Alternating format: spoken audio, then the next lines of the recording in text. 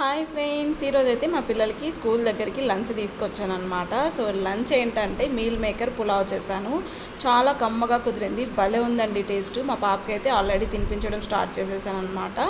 మిడిల్లో క్యారెట్, అలాగే ఒక ముద్దకి క్యారెట్, ఒక ముద్దకి ఆలు, ఒక ముద్దకి మీల్ మేకర్ అలా పెడుతూ తినిపిస్తూ వస్తున్నాను. ఇప్పుడైతే వాటర్ తాగుతుంది.